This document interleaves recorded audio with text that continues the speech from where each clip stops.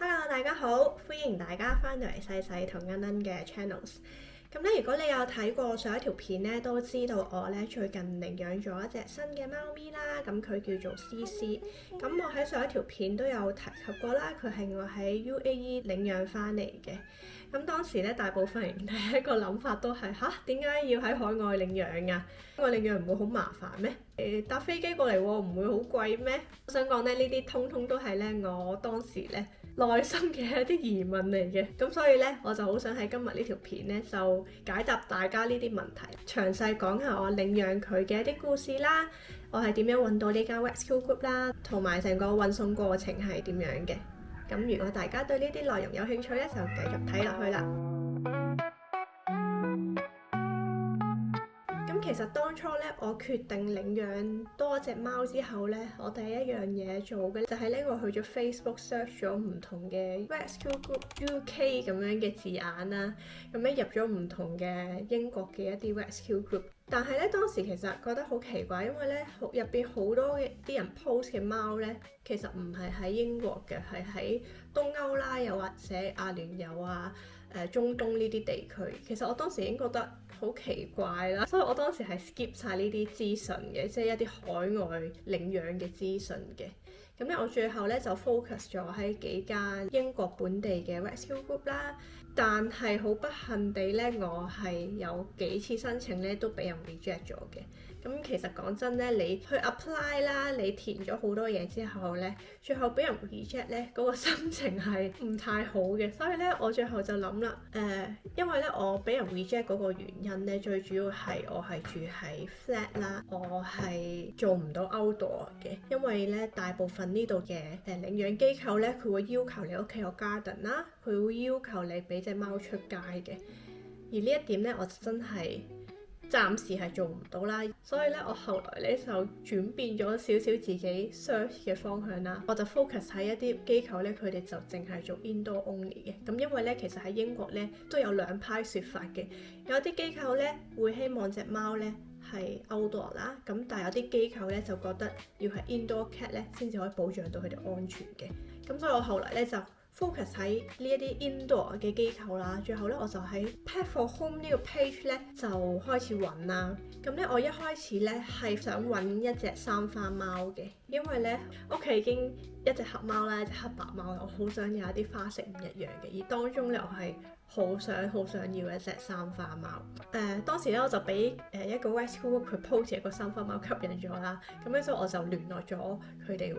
收到回覆之後咧，佢哋就話俾我聽，佢哋咧係一間 base 喺 UAE 嘅 rescue group 啦。佢哋有同英國嘅一啲 contact 咧，係幫手做 foster 啦，同埋幫佢哋搞英國嘅呢邊手續嘅。我睇中嘅呢隻三花貓咧，當時就係喺 UAE 嘅。咁佢咧就建議我咧睇下佢哋個機構啲資料先啦，咁佢就俾咗佢哋 Instagram 嘅 link 啦、Facebook 嘅 link 啦，然後咧就話如果我真係有興趣咧，就再去填佢哋嘅 application form 啦。咁當時咧我就都大概問咗佢一啲我想知嘅問題啦。第一就係佢哋嘅 adoption fee 係點樣收取啦，跟住同埋真係決定領養嗰個手續大概係點樣啦。咁佢都略略講咗啦，佢哋嘅 adoption fee 係150磅至200磅嘅，然後佢哋嘅貓咧全部都係已經打晒針、絕晒育啦，而150磅咧係會包埋運送嘅費用嘅。我喺片入邊唔記得提及啦，我覺得其實佢哋收150磅咧係真係收得好少啦，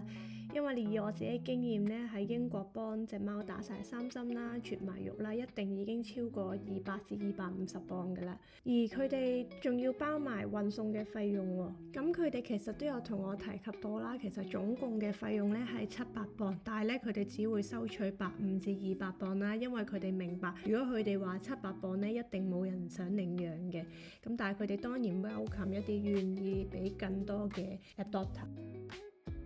之後就真係去咗佢哋嘅 Instagram 度睇下佢哋嘅故事啦。我一開頭其實有少少驚係 scam 嚟嘅，但係咧佢哋好明確話俾我聽咧，一定會係等你收到隻貓之後咧，佢先會收 adoption fee 嘅。而喺嗰一刻之前咧，佢哋係絕對唔收取任何嘅費用。而我咧喺 Instagram 咧都睇到佢哋有好多 success 嘅領養故事啦，所以咧我都相信佢哋係好有心幫喺 UAE 當地嘅一啲貓嘅。我咧過咗咗幾日之後咧，就去咗填佢嗰個 application form 啦。咁其實佢張 form 都幾長㗎，都好幾版嘅。但係咧，我覺得佢哋上面問嘅問題咧都係好 make sense 嘅。申請完之後咧，其實好快就有人聯絡我啦。咁咧就約我去做一個好少少嘅 interview。咁咧同我 interview 嗰個人咧就係 UAE 當地嘅助養人啊。喺 interview 嗰日咧，咁其實佢咧就花咗好長嘅一段時間啦，解釋佢哋成個機構係做啲咩嘅。咁其實佢哋咧就係一個好細嘅 rescue group 啦，因為咧佢哋喺嗰個地區咧，當地嘅政府啊同埋當地嘅一啲機構咧都唔係太幫助啲貓嘅。咁佢哋咧好難揾到人 foster 貓啦，更加咧好難揾到人領養貓嘅。咁咧所以咧佢哋喺幾年前開始咧就着手咧聯絡喺英國嘅呢邊機構啦，咁就希望咧可以將佢哋嘅貓咧增加曝光率啦，可以咧將佢哋成功咁樣運送去海外嘅。而佢哋喺幾年前開始都陸續有一啲成功嘅個案啦。咁咧我聽完之後都覺得咁其實都真係，如果當地冇人想領養，而英國呢邊嘅 restriction 太多啦，好似我呢啲喺英國住喺 flat 嘅人咧，基本上係好難喺當地領養貓。咁我覺得其實喺海外領養咧都係多一個選擇嚟嘅。之後佢解釋完佢哋嘅機構做啲咩啦，咁我哋就開始傾下我屋企嘅環境啦，我照顧貓嘅一啲睇法係點樣啦。咁其實成個溝通嘅過程咧都幾愉快嘅，咁我都覺得自己了解咗佢哋個機構多一啲啦。咁最後我咧就當然係問佢我想要嗰隻貓嗰個情況係點樣啦。咁跟住咧佢就話俾我聽咧，我想要嗰隻三花貓咧其實係一隻比較獨立啲嘅貓嚟嘅，咁所以咧佢就覺得唔太適合我屋企啦。但係咧佢話佢當時睇我 application 嘅時候咧，其實已經內心有一隻貓咧覺得好適合我屋企啦。咁當然最後呢隻貓就係 Bessie 啦。佢咧就話佢會喺完咗 interview 之後咧 send Bessie 嘅一啲相啊片啊俾我睇，等我睇下係咪真係想領養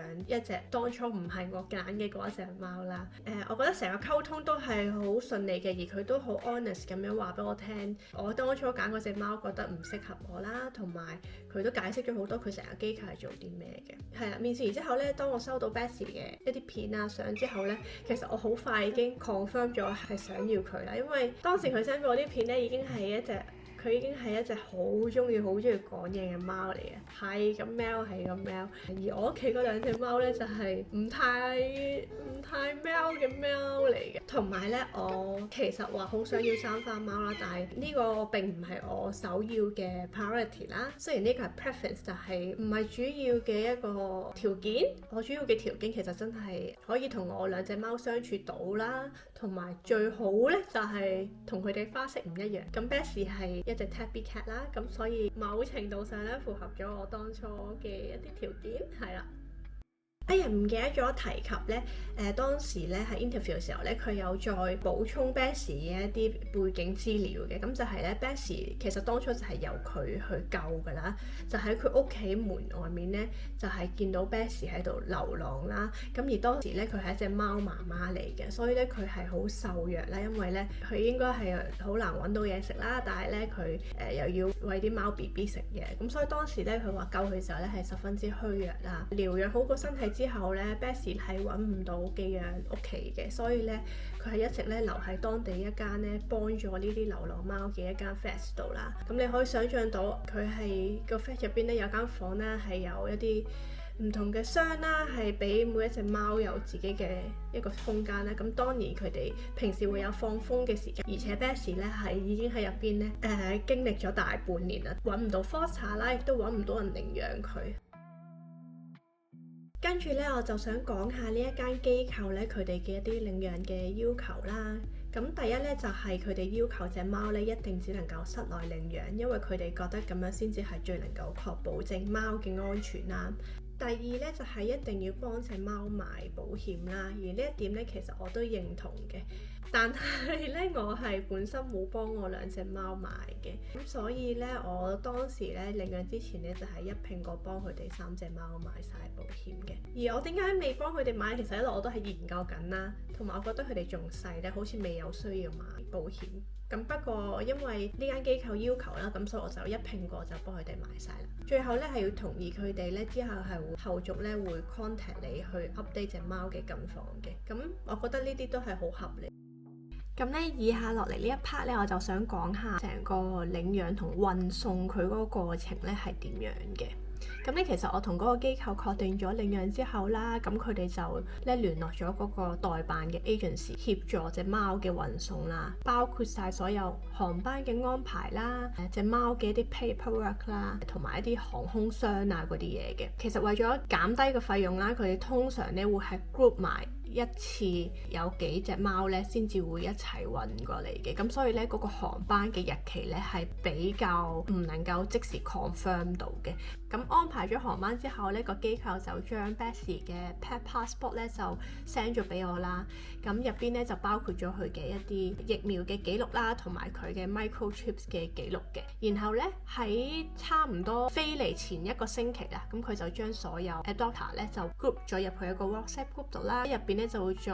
send 多啲關於運送嘅資訊啦。咁包括係一啲航班嘅時間啦，到達咗之後嘅程序啦，到時點樣攞隻貓啦。咁其實直到咧佢哋個航班飛之前咧，佢哋都不斷咧 send 一啲 video 俾我啊，等我咧可以睇到 Betsy 嘅一啲情況啦，同埋佢各項嘅一啲適應嘅狀況係點樣嘅。而我自己咧都喺佢飛之前咧做咗唔同嘅準備啦。咁第一就係啱啱提及過，我去咗研究嗰啲寵物嘅保險啦。機構咧就要求我喺飛之前咧要將嗰個 cert 咧 send 俾佢哋嘅。跟住咧我就去咗買新嘅自動餵食器啦。因為咧我原本嗰個餵食器咧係得一個兜嘅，雖然係一個大兜啦，但係應該就唔夠3隻貓一齊逼喺嗰度食。咁所以我最後就買咗一個2碗嘅 auto feeder。咁所以而家一共咧有3個碗啱啱好俾佢哋一人一隻貓嘅。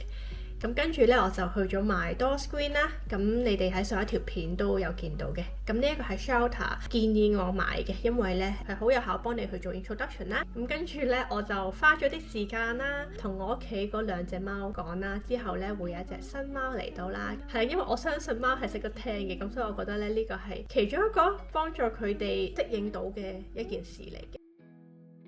去到飛當日咧，咁其實佢哋班機咧係凌晨機嚟嘅，咁到英國嘅時間咧已經係英國嘅朝早啦。咁但係佢哋已經一早通知咗我哋啦，話如果你去接隻貓嘅話咧，係會大概12點1點先會接到隻貓啦，因為當中有好多 paperwork 要做啦，要好多程序要過啦。咁而我係叫佢哋幫我安排咗 pet taxi 送嚟我屋企嘅。咁原因就當然係我冇車啦，而且我真係要去接嘅話咧都好唔方便，個幾鐘頭去到機場啦，然後我咧要再喺嗰度 call Uber 再翻嚟屋企，所以咧我最後係叫佢幫我安排 pet taxi。雖然個費用係唔平啦，pet taxi 最後係要70磅嘅，不過衡量過之後咧，我覺得叫佢幫我送嚟咧係比較節省時間同埋一個安全啲嘅做法嚟嘅。咁而我當日思思咧係最後一隻貓送啦，佢嚟到屋企嘅時候咧已經係夜晚7點鐘。原來去接嘅人咧嗰日其實去到3點先接到啦，咁跟住咧佢要去唔同地區送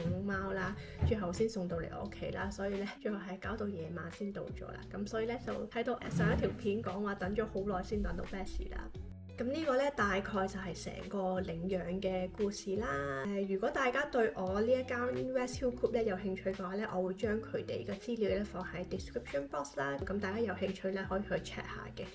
咁佢哋叫做 Pawsome Love，佢哋都係一個好有心嘅機構嚟嘅。咁如果你真係喺英國想領養貓而同我一樣住 flat 揾唔到喺當地適合嘅一啲 Rescue Group 嘅話咧，不妨去考慮海外領養啦。今日呢條片咧就應該差唔多啦，之後會陸續更新 Betsy 同埋我2隻貓嘅一啲資訊啦。我哋下條片再見啦，拜拜。